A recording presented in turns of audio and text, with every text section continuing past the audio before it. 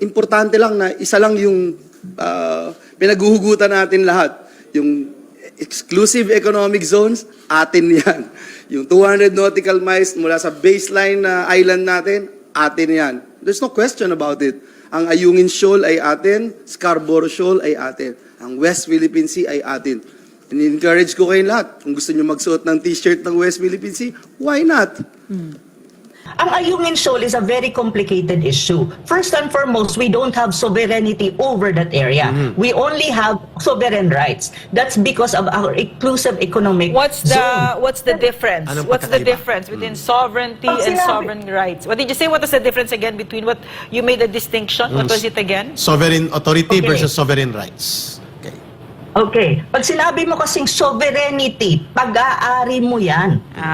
Pag-aari mo, part ng territory mo. Ibig sabihin, may total control ka.